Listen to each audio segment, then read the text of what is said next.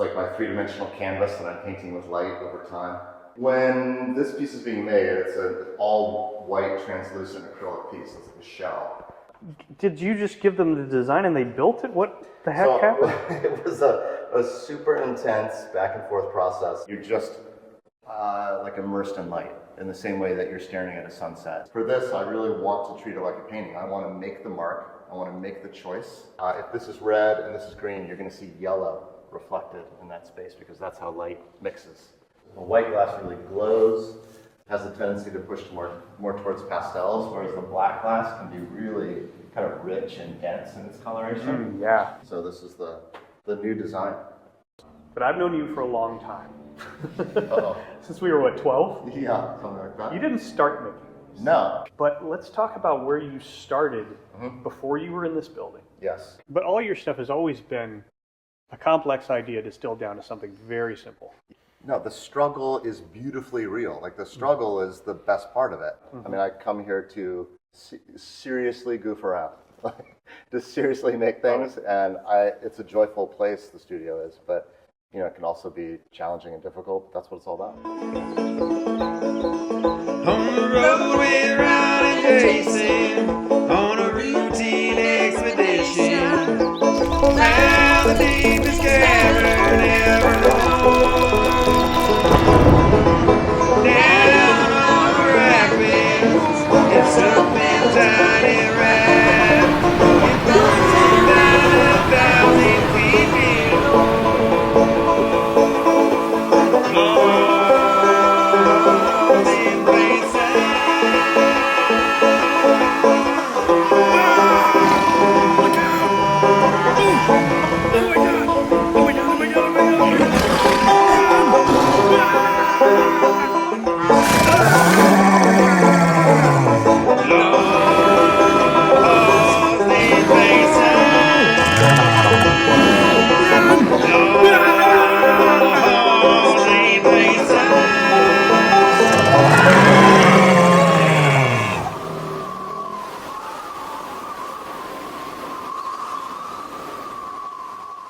Driving around finding cool stuff. Love it. Really, there's not many more ways I'd rather spend my time. That's the Santorini house over there, the domes. The architecture here is so awesome, though. Everybody's just thinking about it and putting energy into it and time. Well, it's that, and money. again, let your architect flex. Jason and I are here in Palm Springs, a town that started as a getaway for the rich and famous, and has since become a mecca for mid-century modern architecture and contemporary art on the bleeding edge. Like Robolights, this place, an amazing art installation by artist Kenny Irwin on his large lot in the middle of a Palm Springs neighborhood. He's been working on this thing since 1986, and it's not even close to done. Palm Springs is a fascinating town, with great weather in the winter until it transforms into the surface of the sun in the summer months. I grew up here, but we're only here for the weekend, seeing what we can. The architecture in this town really is incredible. There's stuff of every shape and size, not just mid-century, and boy, there's a lot of bougainvillea everywhere. Today we're exploring the Palm Springs Art Museum, a surprisingly great attraction for the small size of this town. So this is the Illuminaire House, House of the Future, designed by Albert Frey in 1931. It's just kind of a prototype house. Was it like a kit house, or was it designed to be mass-produced? I think so. I think originally, like, you could take these cheap materials and mass produce something like this. It was designed in the era of new aircraft, so that was, you know, shiny aluminum, the material of the future, right? And it's locked. But the idea was it was an affordable house of the future that virtually anyone could buy, have put together pretty easily. Could your mom live there? Not with those stairs. The wild thing about it, though, is imagine living in a house in a place like Palm Springs where it gets to be 120 in the summer and that, like, light reflecting off of it, torching everything around it. It's probably, this is the reason that they have cinders all around and gravel, because anything they've tried to plant got burned. I'd live in that, though. That's cool. Sure. Good exercise going up and down those stairs. You should absolutely be allowed to play with all of these Calder sculptures. You should be able to spin that around. Or they should at least put a fan on it. They should, shouldn't they? Or be in a place where the wind can affect it. Yeah. Kinetic sculptures aren't supposed to be standing still.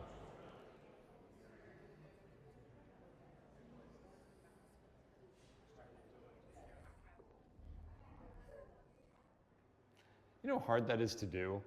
I mean, it's little things like the proportion and the execution of the perfect projection of an edge of light in the right spot on a wall. There's a lot of really understated genius going on there. James Turrell always liked to explore the thingness of light, is what he called it. What he calls it. He's still around.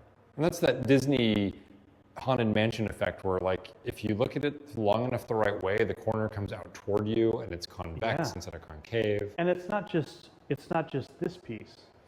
You know, it's not just the whiteness, it's also this corner above and below it. Mm-hmm. Yeah, you have the shadow that extends from the peaks. Right.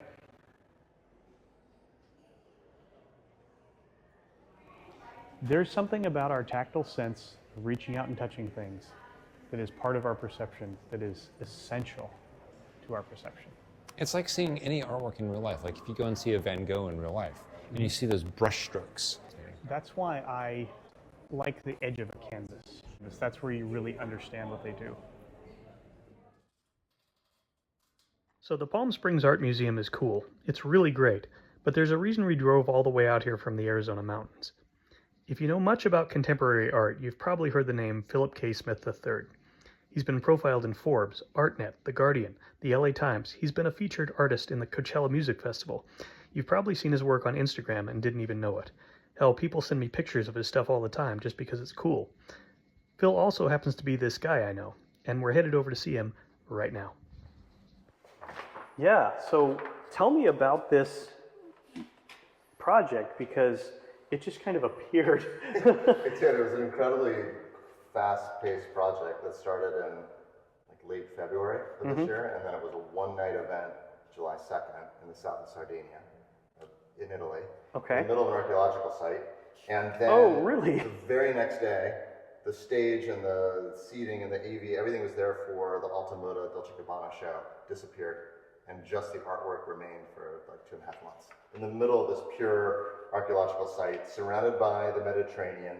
There's no context. You don't know how big these things are until you see a person standing How out did next you, to it. did you just give them the design and they built it? What the heck happened? A super intense back and forth process of a first idea that was very small, that then radically changed to be a very large, massive idea that was required to be helicoptered to the site, over hundreds of helicopter trips to build it by 60 Italians in a week.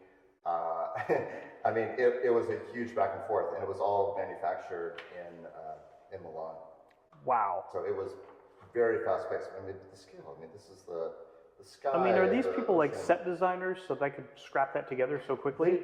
They do. I mean, there's a little bit of a different attitude for sort of fashion design, and also in Milan, which is like the headquarters of design in Europe. You know, there's companies that are built for this kind of thing. So they were able to pull it off impeccably. It was beautifully made. I was looking at the pictures, zooming in on them. I was like, wow, that's. No, I know you didn't manufacture that here. We did not. Thank goodness. Yeah. That would have been. So where are they now? Now they. Scrapped? Yeah, it's because it's really meant to be like a once in a lifetime opportunity to witness this thing. So it just gets scrapped and it's now in a landfill somewhere? No, it gets fully recycled. They recycled all of the aluminum, all the plastic, all the steel, everything. That's crazy. I know. It's amazing. That's crazy. A lot of new work that you're going to see, including this lozenge combine, part of the Lightwork series, glowing, shifting color. It's like my three-dimensional canvas that I'm painting with light over time. And it is changing. You might not always recognize that it's immediately changing. Well, when we were having a conversation over there, I noticed that, it would suddenly be red, like out of my peripheral vision. And sometimes you're staring at it and you don't recognize that, like the thing that you're staring at that was blue is all of a sudden red and you didn't even see the change. But we've talked about this for a long time. Yeah. And we used to do this in middle school when we take the video camera up on the mountain and like point it at the hills and do time-lapse Yeah, exactly. time-lapse videos. Time-lapse. We're catching the the light that's changing that you don't see. Yeah, You know, you don't see the clouds moving up and over the landscape unless you right. speed it way up. And when you do that, it shows the scale of the place, the beauty of the place, and you see something you've never seen before. Which is why time-lapse never goes out of style, right? Like, This is true. you watch pretty much every YouTube video, they've got a time-lapse in there somewhere. It like never gets old of seeing things faster or seeing things slower. How do you control the light changes? So when this piece is being made, it's an all white translucent acrylic piece. It's like a shell. Now the electronics are inside of it. All that comes together and hangs on the wall. And I'm plugged in with my laptop. And it's a bit like writing music. Like you start from the beginning, and there are these different layers, and like the way that my canvas works. Like I know that one of those lines that's moving through time is going to control these lines in the middle. Another's going to control this interior body. Another this line, the out body, and then the wall color. So it's an orchestration of color, brightness, pace of change, and how you weave all that together to create these kind of like flowing ups and downs and experiences with light. So it goes from very bright to very like dark and shadowy. There's like moments when most of that is off and there's just one singular zone on. And so the sense of like shift and change for me is very much what happens in the desert, right? Like those mountains radically change, as you know, from purple in the morning to, you know, full tan, flat to full brown texture back to that monochromatic silhouette. So there's things like that happen. This is why I keep bugging you to get to Grand Canyon. Right? Oh, yeah. It drives me crazy that you're not out there. I haven't been there, but it's been way too long since I've been there. You need to bring your eyes Yeah. there that you have now. Yeah. Because that's my favorite place where that's happening Yeah. all the time.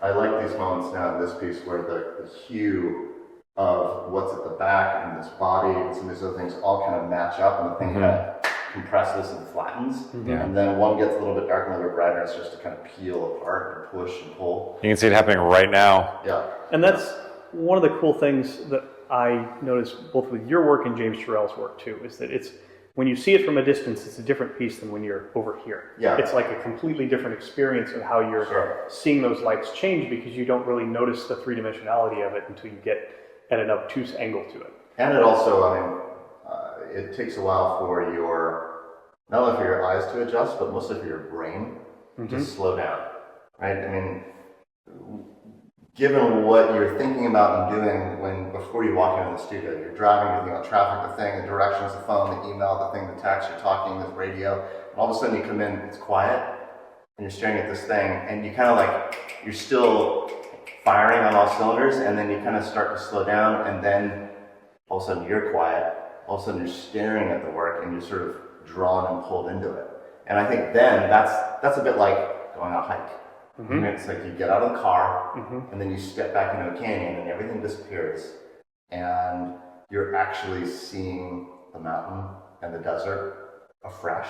But it took a while for you to get there. Right. Took a while to unplug, separate the cord. Yeah. And one of the understated pieces or brilliances of this is the pace, right? You've gotten the pace just right. Yeah, indeed. That is, we would talk about that with the desert, as we were talking about the pace. It's like the desert is such a place of slow change. You look on maps like Google Earth and you see, I guess water came through there one time. I haven't seen it go through there in 15 years. And all of a sudden, one January, it's totally flooded out. And then it's not going to be like that, it won't be like that for another 20 years. We were just talking about that yesterday, that this place, it's not so much annual rainfall that this place gets. Yeah. It's like, if you went annual rainfall, you'd say it gets about an inch of rain a year. But you'll have the events. You'll have 3-4 years where you don't get anything, or you get less than a quarter or a couple sprinkles, and then you'll have a year where it just rains for 2 weeks and the wash will flood for all winter. Changes the landscape. Right, and completely changes the landscape. Yeah. And one of the things we're talking about a lot here when we're looking at the architecture and the art of this area is how much the landscape informs the city. And like we're looking at some of these modern houses up on the hills where like there's no sand, it's just rocks, and you dig down and it's rocks all the way down. Right. So if you want to build a house, you got to dig up all the rocks, and you got to figure out how to build on top of the rocks, or bring in what you need to build on top of the rocks. Like I had a sandbox as a kid that was made of 100% imported sand because there was no sand.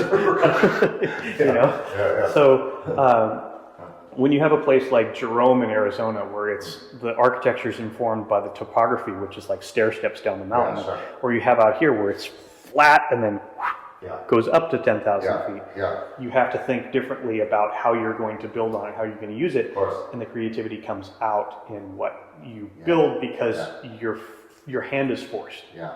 And also, the thing I love thinking about, the photos I love seeing, is this desert from in the 50s and 60s. Yeah. When we go see that amazing mid-century modern home, and it's in a neighborhood, and when it was built, nothing was around. It was creosote up to the walls. Right. And it was like this gem presented in a pure landscape, like this art on this wall. Yeah. Right? And like the desert was like scattered with these beacons of ideas, and it was the desert's a laboratory for new ideas. And it's like, well, no one's out here. I can do whatever the hell I want. Yeah. That attitude. I think that still is here, but there's now this injection of population and people and government and law and all this. Still gotta have a Chipotle. You're still gonna have robolights. You're still gonna have someone that's gonna come in and be like, yeah, but this is my place. Yeah. To do this, follow this crazy dream. Well, another thing I like too is Palm Springs is not a big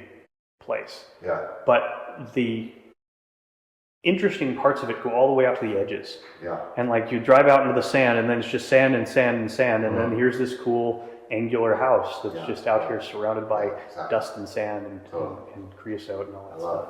Yeah. Should we keep going? Yeah. Let's see what's on there.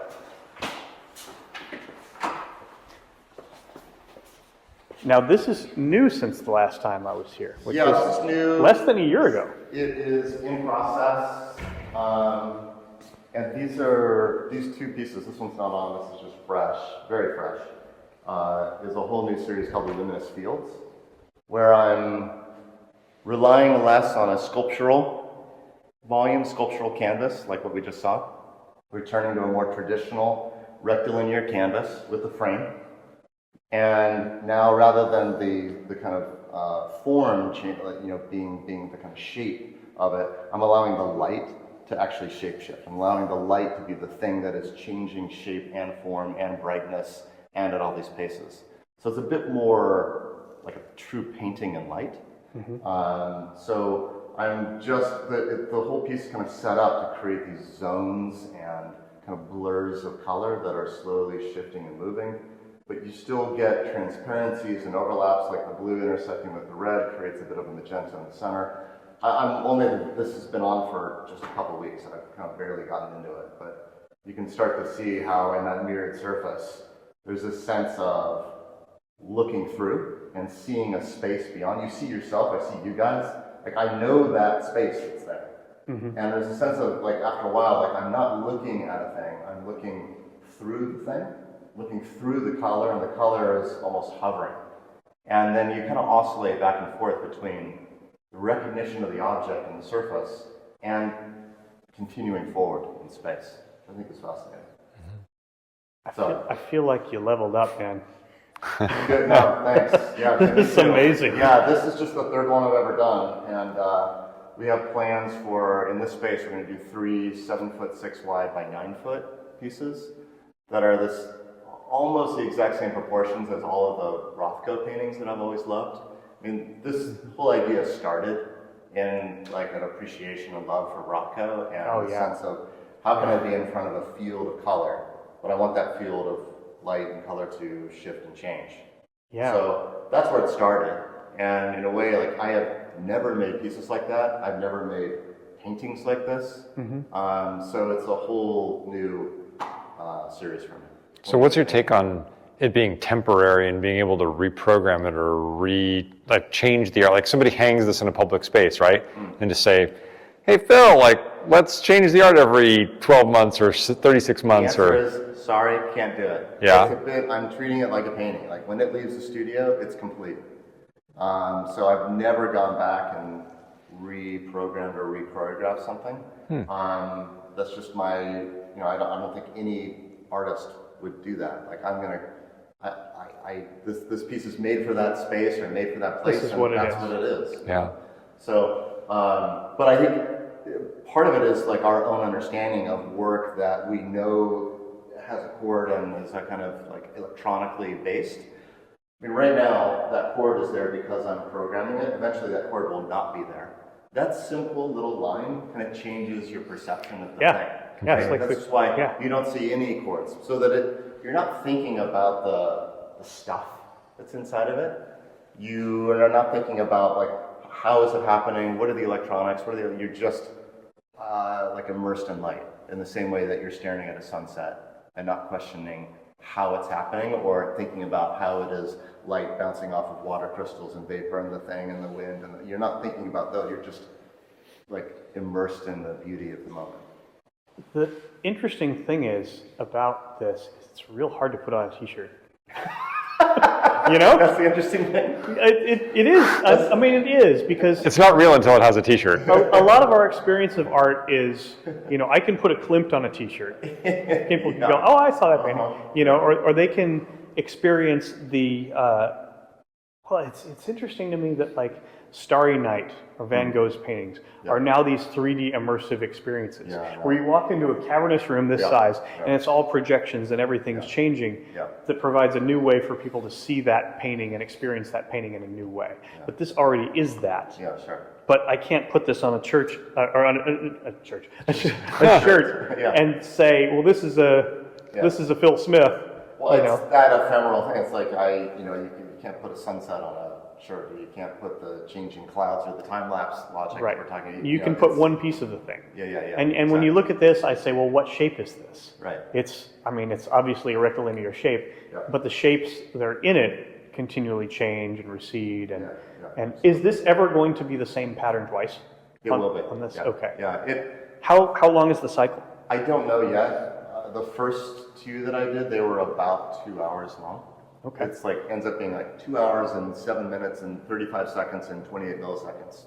That's just what it ended up as. Yeah. That's what felt correct. Because part of me is like, if I had this in my house, like, oh, it's 8:15, I got to come sit down. This is my favorite. My favorite part. No, in fact, when you turn it on, it chooses a random point in the choreography to start from. Okay. So in that moment, that is kind of the most base human experience with a lit object is I am turning it on, and you're looking to recognize that it is turned on. That even in that moment, it's different every single time, even though it's the same choreography. I love that you call it choreography. Yeah, it's like I called it a program for so many years, and it seems so banal. It almost also, I think that when people see work like this, the majority of this kind of work has an algorithm built into it, where there's a sort of parameters are set, and then it lives and breathes and finds its own. Like you don't know what's going to happen next. I only done that piece like that once. That had such specific parameters that dealt with the sunset. For this, I really want to treat it like a painting. I want to make the mark. I want to make the choice. I want to make that on my canvas. So you don't use any artificial intelligence to do this? This is all hand designed, essentially? Analog Nice. intelligence. Yeah. How do you adjust for ambient light of where you install something, like when it changes, right? That's part of the beauty of it for me, is that these pieces, like this desert, change radically from dawn to dusk and into the evening. So if this was originally planned, it's now changed. It was planned for a location in a home that was going to look out the Pacific Ocean. And so that bright light was going to dominate the experience, and it would be more reflective during the day with subtle color coming through. But then as the sun begins to set, then the ambient light darkens and the piece is elevated in its intensity, and so the reflection diminishes and the color becomes more robust. Well, that's something that happens over the course of the day. So that there's change, like your experience at 9 and at noon and at 3 and at 6 and at 9 are all radically different. That's what I like. It's awesome. Yeah. It blows me away. Yeah. It's fantastic, man. I love it. And is that a similar piece that you just haven't programmed yet? Yeah, I just haven't gotten into it yet. Still just kind of working on some of the internal logistics. Both of these we are still.